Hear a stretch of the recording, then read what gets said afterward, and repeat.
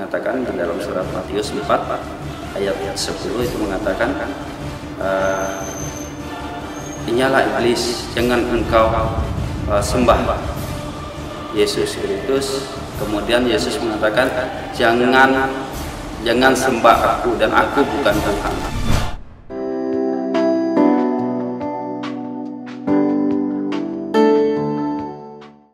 Ya, memang terkadang saya sedih sekali melihat kawan-kawan yang sudah mereka ada benar-benar beragama Islam, bahkan mereka memang kalau agama Islam dijelek mereka justru membela gitu. Tapi dia sendiri tidak melakukan perintah-perintah Allah. Nah, disinilah saya mohon kepada kawan-kawan yang sudah mengaku beragama Islam, yang sudah benar-benar percaya kepada Nabi Muhammad, sama kitab, sama rasul-rasul dan segalanya. Mari kita bersama-sama memperkuatkan keimanan kita. Kalau memang belum bisa sholat 5 waktu, usahakan sholat 5 waktu. Jangan kita meremehkan sholat.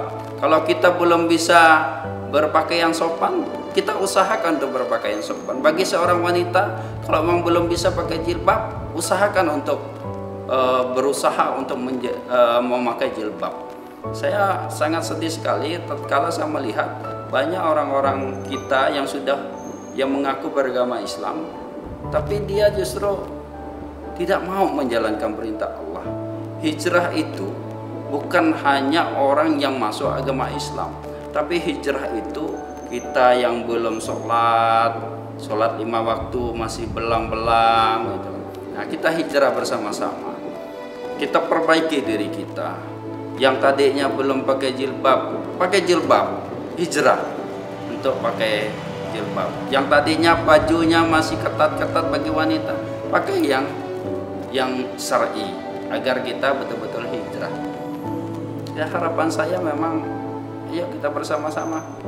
Masa enggak malu dengan kawan-kawan yang mualaf-mualaf. Banyak sekali kawan-kawan kita yang mualaf justru menjadi seorang pendakwah. Ya, Felix Xiao, Koko Lim, Anton Medan, Tio Yitpu, Ang Chai Huat, banyak sekali. Jadi saat ini malu. Jadi kalau kawan-kawan yang merasa asli Islam itu seharusnya malu, belum bisa berbuat banyak untuk umat Islam, gitu kan.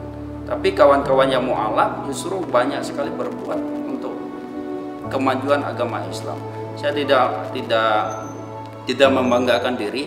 Alhamdulillah saya selama 6 tahun ini saya sudah membangun 14 masjid, bahkan 15 masjid. Terakhir kemarin kita membangun sudah 15 masjid di daerah-daerah. Bayangkan kalau kawan-kawan yang asli Islam kalau hanya bisa mendengar, melihat saja gitu, tapi tidak mau bisa berubah, tidak mau memperbaiki diri gitu. Berlomba-lomba lah kita dalam kebaikan.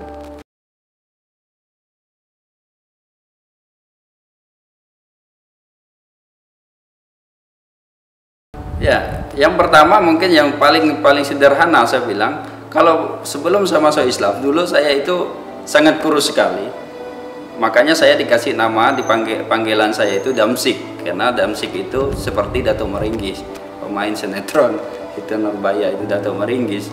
Nah, makanya saya dipanggil Damsik dengan saking kurus. Kedua, sebelum saya memeluk agama Islam, saya belum ada mendapat kebahagiaan hidup, ketentraman hidup. Bahkan saya belum merasa diri saya ini berguna bagi umat, bagi agama, gitu kan, bagi orang lain. Tapi setelah saya masuk Islam, alhamdulillah saya merasa sekarang ini hampir rata-rata saya melihat ada kebahagiaan yang saya dapatkan. Yang tadi saya kurus sekarang jadi gemuk, gitu. Nah, yang tadi saya tidak bermanfaat bagi orang lain, sekarang saya sudah bermanfaat bagi orang lain, gitu. Yang tadi saya tidak punya apa-apa, sekarang alhamdulillah sudah punya apa-apa. Yang tadi saya tidak bisa ke luar negeri, sekarang saya sudah bisa ke luar negeri. Nah, kenapa? Karena saya merasa, oh ternyata setelah saya masuk agama Islam, ternyata kebahagiaan Allah berikan kepada diri saya banyak sekali. nikmat-nikmat itu yang Allah berikan kepada saya banyak sekali, dan saya tidak akan bisa mampu untuk membalas nikmat-nikmat itu kepada Allah SWT.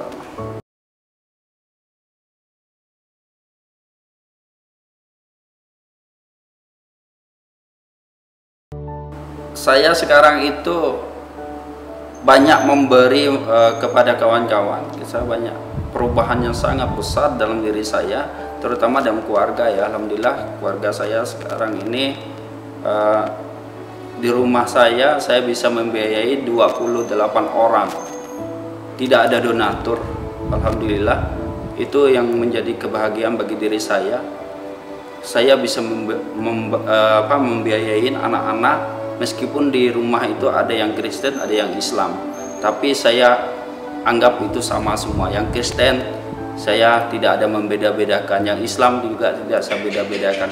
Alhamdulillah kebahagiaan yang saya hadapi, yang saya alami sekarang sangat luar biasa, tidak ada tandingannya sebelum saya meluk agama.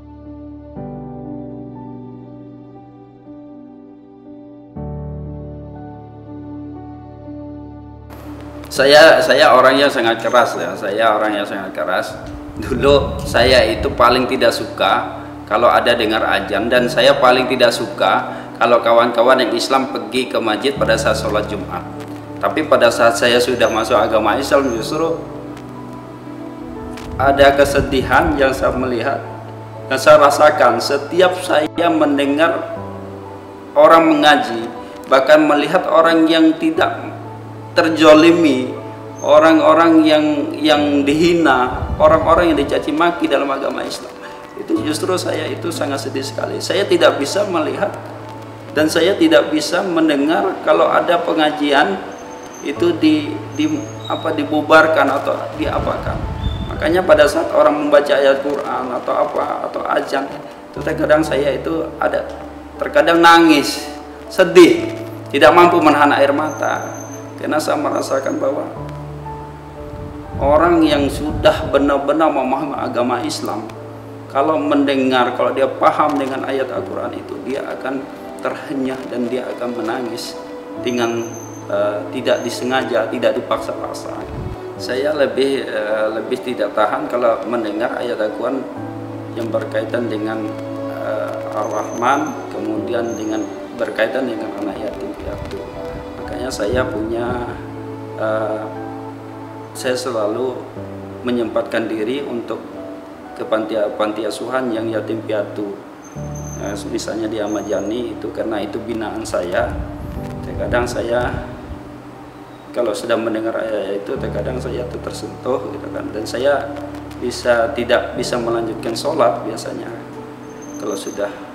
Makanya kadang-kala kalau saya jadi imam, saya tidak mau membaca ayat-ayat yang seperti itu karena takut saya tidak bisa melanjutkan sholat.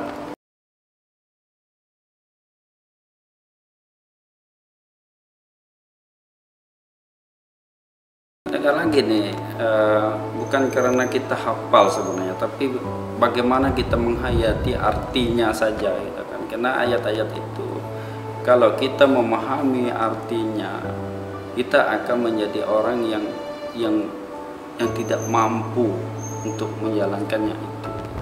Maka saya bilang sebenarnya bukan ayat yang bikin kita nangis, bukan karena orang itu membaca ayat, tapi karena dia mengerti, dia memahami arti, dia paham, dia ngerti gitu kan, arti itu, sehingga dia itu bisa pas sedih menangis gitu.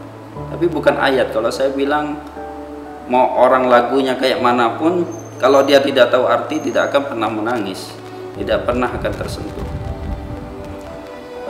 Ustaz, ini sekaligus ceramah Ustaz ya.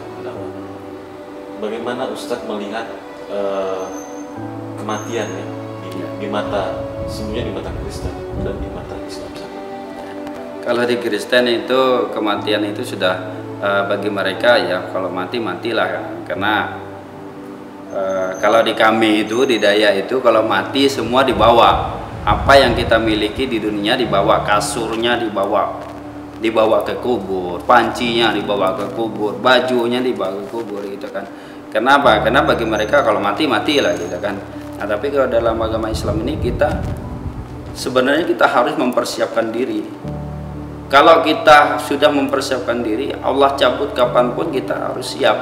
Nah, karena kematian inilah yang, karena di dalam agama Islam kita ada kehidupan setelah mati. Tapi kalau di agama Kristen mereka tidak ada percaya seperti itu. Gitu. Nah, makanya kalau saya ditanya tentang kematian, saya bilang kita harus betul-betul mempersiapkan diri. Makanya selama ini saya bilang, saya biar difitnah orang, biar diomongin orang, biar dicaci maki orang, saya tetap berbuat yang terbaik untuk umat Islam.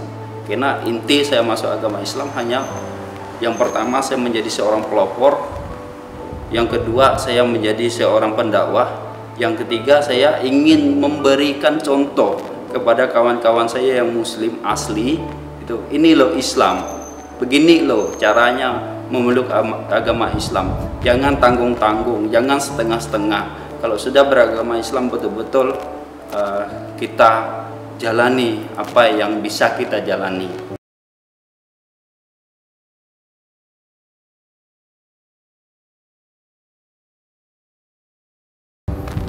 Mohon maaf, ada itu pertanyaan dari kawan-kawan, itu dibilang saya itu dibiayai oleh orang non-Islam.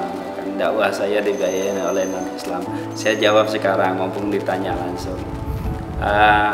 Sebenarnya bukan dia membiayai dakwah saya, tapi karena orang-orang tersebut ya memang betul-betul meskipun dia beragama lain, bukan agama Islam, tapi dia ini memang peduli terhadap orang semuanya, bukan hanya saya dibantu, tapi semuanya dia bantu. Namun dakwah-dakwah saya itu lebih cenderung dibantu sama dia. Bahkan memang dia bilang kalau nggak punya rumah pun dia akan kasih. Saya nggak bisa menyebut orangnya karena saya tidak mau.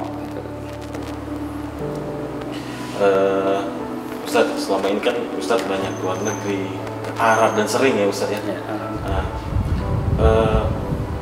Pertama kali Ustadz setelah masuk Islam, ya kan, dan Ustadz pergi ke Tanah Suci, apa sih perasaan Ustadz?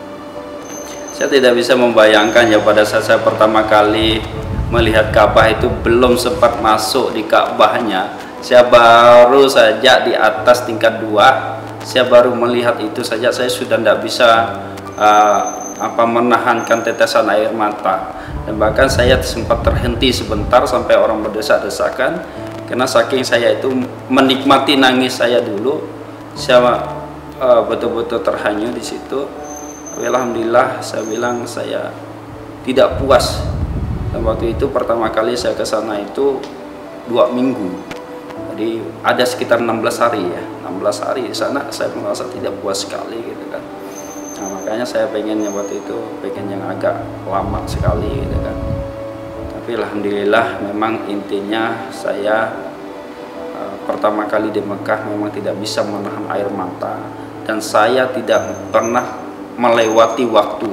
Saya hanya pulang makan, setelah itu saya kembali lagi, dan tidak ada waktu saya di hotel, hanya pulang makan saja.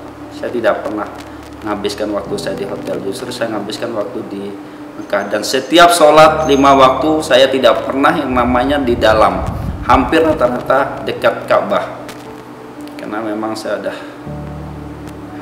merasa nikmat, merasa nyaman kalau sudah ada di Ka'bah.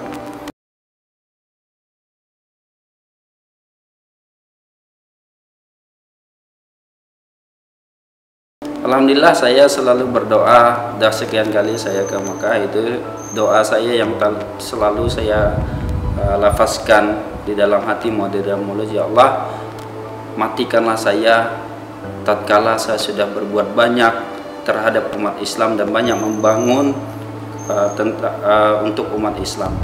Tapi jangan matikan saya kalau saya belum berbuat banyak untuk umat Islam. Itu doa saya. Saya tidak pernah minta kekayaan, saya tidak pernah minta ini itu, tapi yang paling utama adalah saya minta saya banyak berbuat untuk umat Islam.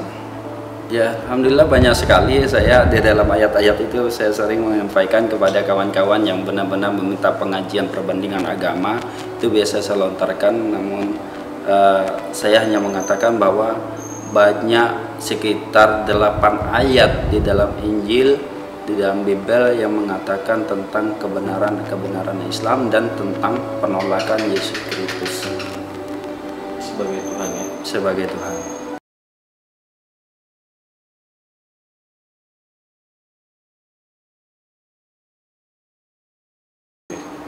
Alhamdulillah sih, karena saya merasa selama ini kayaknya saya diberikan kepintaran, kecerdasan oleh Allah SWT.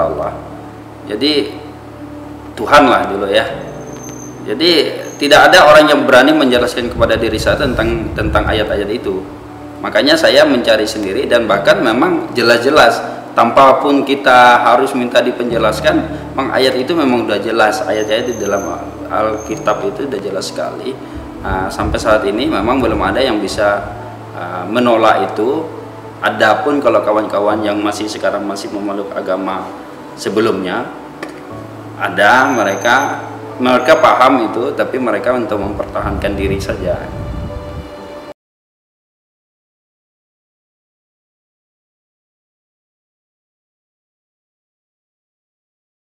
Yang pertama, saya tentunya ya, saya sebut ya, dalam Injil itu mengatakan, aku akan memberikan firmanku kepada mulut orang yang tidak bisa membaca dan menulis, yaitu umat.